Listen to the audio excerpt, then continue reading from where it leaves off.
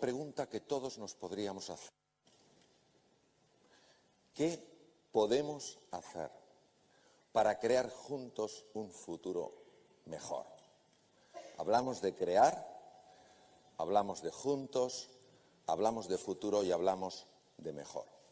Y la propuesta que hemos estado escuchando hoy es una propuesta que nos invita a considerar el inventar y el reinventarnos. Lo que pasa es que frente a esto nos podemos encontrar con unos obstáculos. Hemos escuchado personas extraordinarias, emprendedores magníficos, y puede haber en nuestro interior una duda que es una duda razonable, sí, pero tal vez yo no tenga eso, tal vez yo no nací con eso. Y yo puedo relacionarme muy bien con ese tema por una razón muy sencilla, porque yo de pequeñito pensé que era muy tonto. Y cuando digo muy tonto, digo muy tonto. ¿Y en qué se basaba? ¿Qué evidencias tenía yo para albergar esta creencia honda y profunda? Pues yo creo que fundamentalmente que me comparaba con mi hermano mayor, que es muy inteligente y era muy inteligente. Os daré algunos ejemplos para que entendáis por qué llegué a esta conclusión. Mi hermano mayor se llevaba todos los meses en el colegio el águila de plata. Se la ponían con un imperdible en la chaqueta y la paseaba orgulloso. Y yo era el peor de mi clase. Y miraba aquella águila diciendo que se le caiga una plumita para mí. Pero no se caía nada. Un buen día mi padre, que era un hombre excepcional, decidió que nos iba a cambiar de colegio. Y bueno, yo estaba contento porque sufría mucho en el otro colegio, al fin y al cabo estaba en el último eslabón. Lo que pasa es que en el nuevo colegio exigían algo y eso no me gustaba lo que exigían. Pedían un test de inteligencia y esto yo lo veía con mucha preocupación porque digo, yo no lo paso. Y es tremendo que te pongan un sello en la cabeza en el que ponga no da. Que fui con mi hermano José María y con mi padre a hacer el test de inteligencia, que se llama test de coeficiente intelectual, aunque lo correcto es decir de cociente intelectual. Fui allí y estaba tan nervioso que mi padre entendió perfectamente que no iba a dar la talla en el examen. Y entonces, como me quería ayudar, le preguntó a Albedel, el que nos tenía que distribuir en las distintas salas según la edad. Le dijo, oiga, verá, mi hijo Mario viene aquí muy nervioso con esto del test de inteligencia. ¿Verdad que esto no es tan difícil? Chaval, esto es fácil, hombre. Lo pasa todo el mundo. Son preguntas facilitas. Por ejemplo, te pueden preguntar, ¿qué harías para comerte una naranja? Y yo dije, morderla. Y mi hermano contestó, pelarla. Y a mí me miró como diciendo, pobrecito. Cuando terminé el test y nos encontramos con el Bedel no me miraba. Solo preguntaba por mi hermano, ¿qué tal le ha ido? ¿Qué tal ha ido? Conmigo no se atrevía. Claro, esto hizo que yo buscara mi forma de superación y entonces me convertí, pasó el tiempo, fui alumno de Howard Gardner, la persona probablemente que más ha estudiado la inteligencia humana, y entendí dos cosas. Primero, que ese test, que tampoco me fue muy mal, pero que ese test refleja bien poquito. Una alegría para los que no lo pasasteis muy bien en el pasado. Vamos, un poquito es casi nada. Número dos, la inteligencia es expandible. Hoy sabemos a ciencia cierta que la neuroplasticidad, la generación de nuevas conexiones, la generación de nuevas neuronas es una realidad clara. Es decir, que la reinvención no es un concepto metafórico, es un concepto físico y real. Ahora bien, ¿qué nos puede ayudar a nosotros para abrirnos a esta posibilidad de que podemos inventar y podemos reinventarnos? Que tenemos derecho y tenemos la posibilidad de hacer esos sueños de los que hablaba tan maravillosamente Katy una realidad. Pues si entendiéramos un poquito mejor la esencia del proceso creativo. Si entendiéramos un poquito mejor esta capacidad inventiva del ser humano para encontrar nuevas soluciones, buscar alternativas, desarrollar nuevos procesos y productos, si pudiéramos resolver este enigma, tal vez entenderíamos que la capacidad de inventar y de reinventarnos está más cerca de lo que pensamos. Pero si tenemos creencias limitantes y no exploramos, ¿cómo vamos a comprenderlo? Por eso me hace mucha ilusión con vosotros compartir hoy lo que se sabe sobre este enigma de la invención.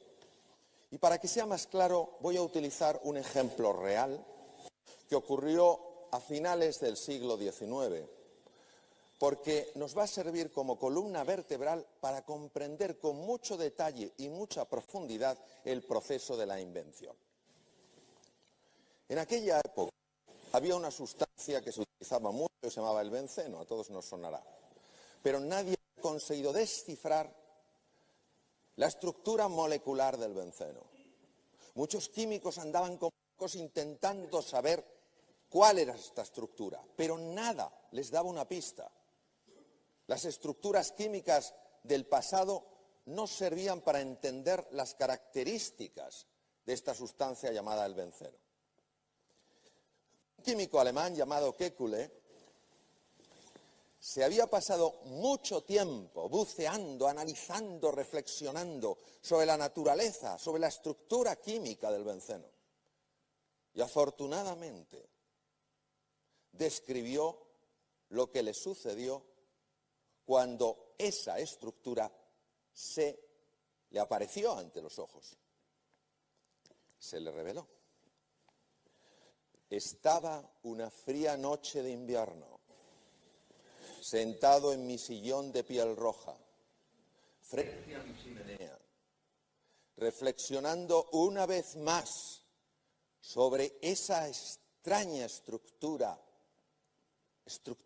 molecular del benceno, cuando empecé a quedarme adormilado y observaba las chispas del fuego de la chimenea.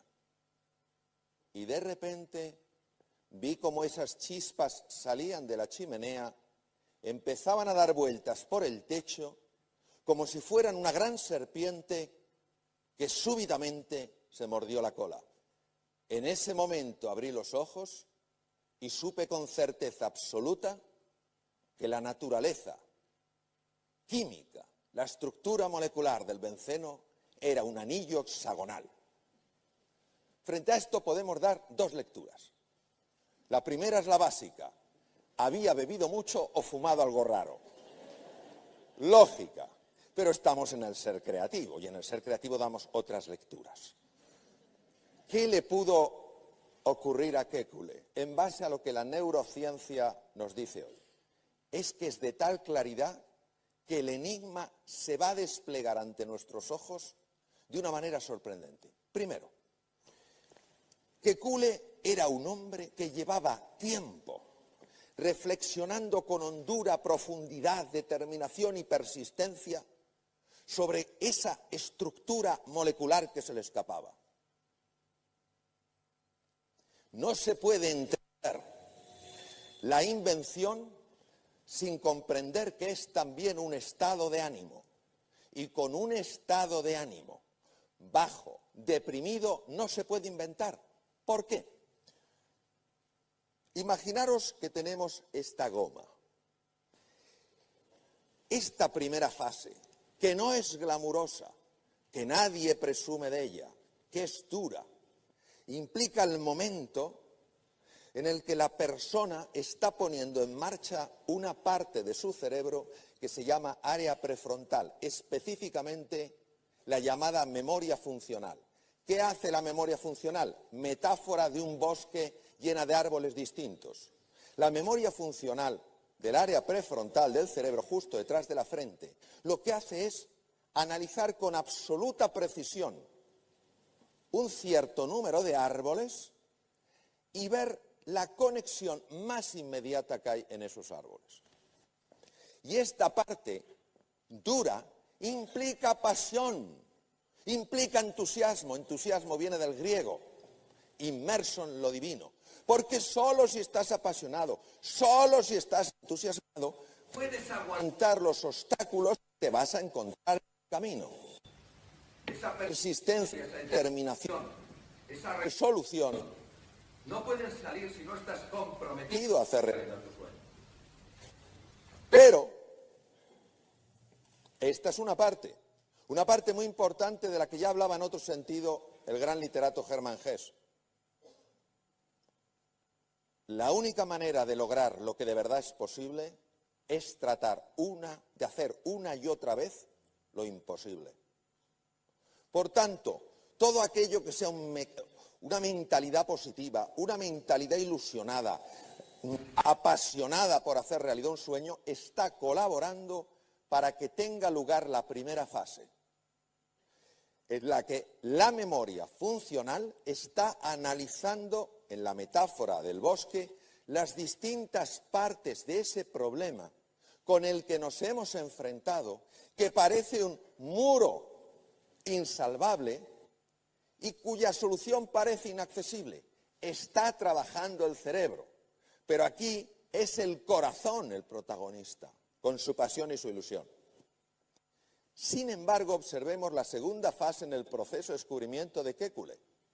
Kekulé entró en un proceso de trance, que es lo que pasa ya que el fuego tiene capacidades hipnóticas. En un proceso de trance se produce algo singular. La consciencia se mete dentro y lo que sabemos es que cuando se entra en un proceso de trance, y ahora os hablaré de los trances, porque no penséis que los trances es que de repente, ¡ay, me ha dado un yuyu! No, el trance es una cosa muy sencilla.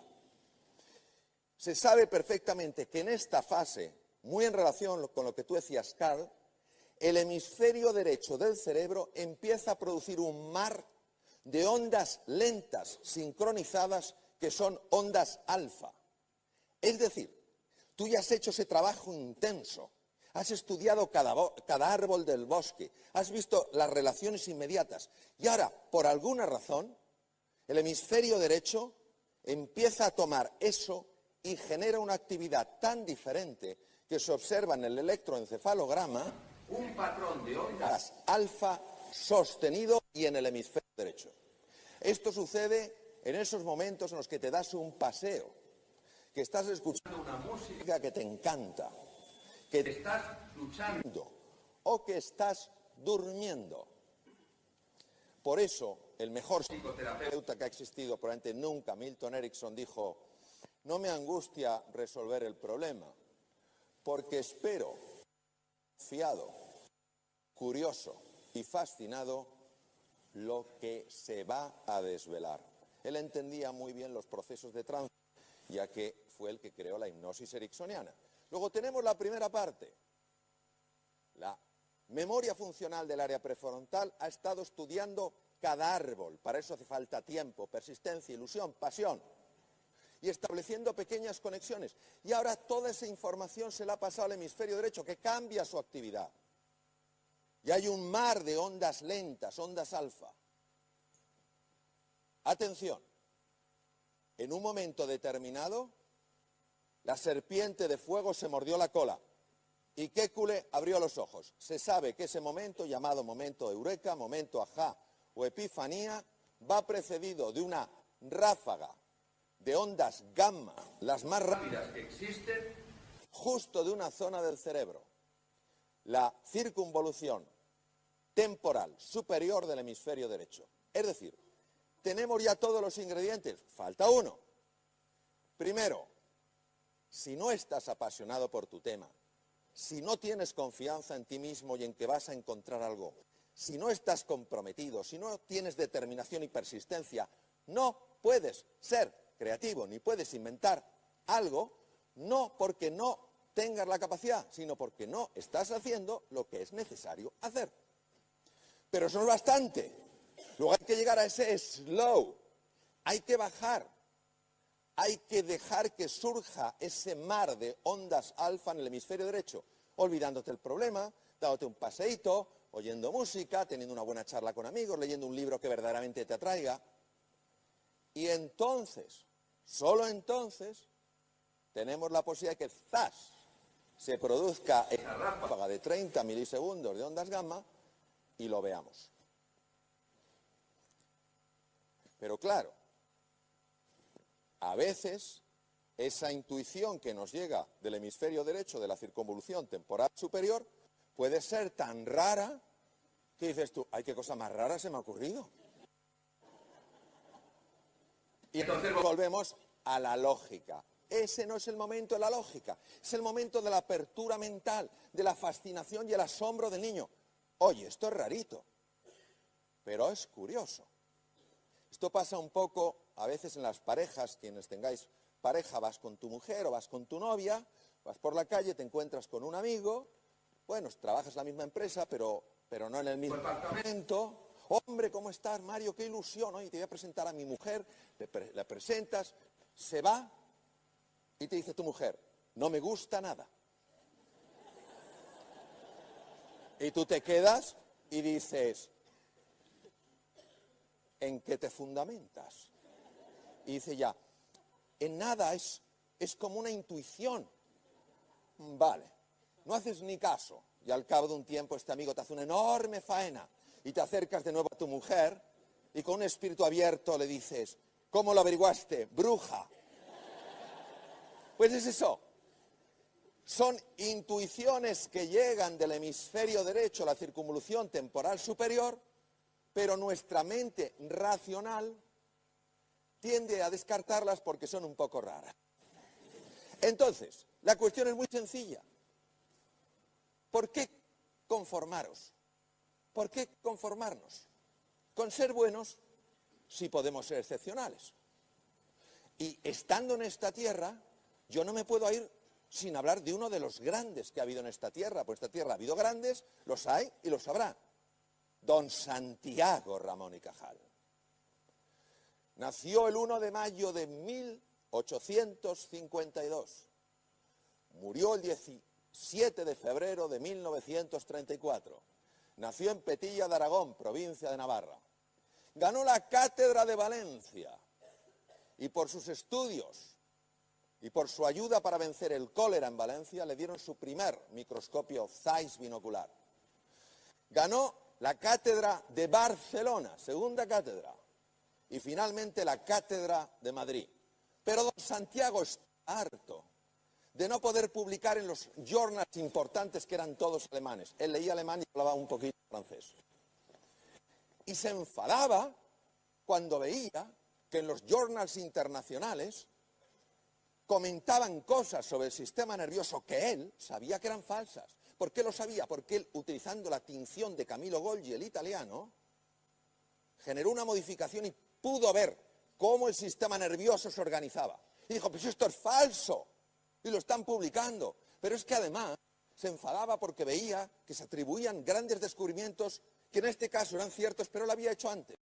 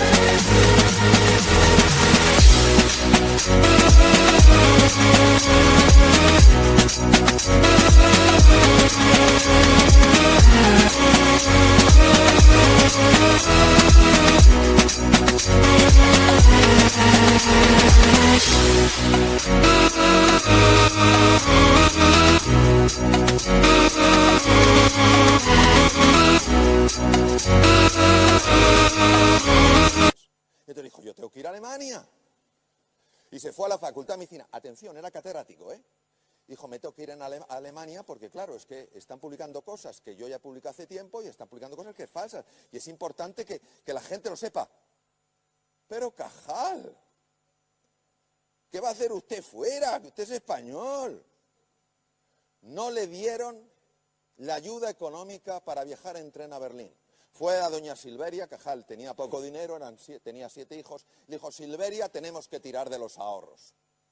Se fue en billete de tercera.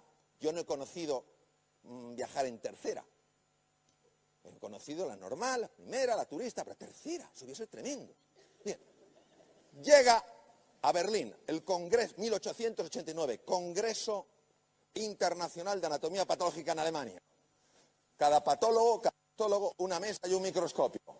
Cajal con su microscopio. Y nadie iba. ¿Dónde estaba la gente? Alrededor de los grandes, sobre todo de Kolliker, el gran anatomista, el gran histólogo alemán. Y Cajal dijo: yo no he venido aquí a perder el tiempo. Son los ahorros de mi familia. Y con 2 napias se fue donde estaba Kolliker. Se abrió paso en la multitud. Hablando un pésimo francés, le agarró de la levita y dijo: venga conmigo. Yo me imagino a Kolliker siguiendo a este loco, dice: a ver a dónde me lleva. Y todo el mundo detrás de Kolliker, claro. Cajal, en un pobre francés, le dijo a Kolliker: mire por el microscopio. Kolliker miró, levantó los ojos y dijo: ¿quién es usted? Santiago Ramón y Cajal, de España. Kolliker se levantó y delante de todo el mundo dijo: señoras y señores,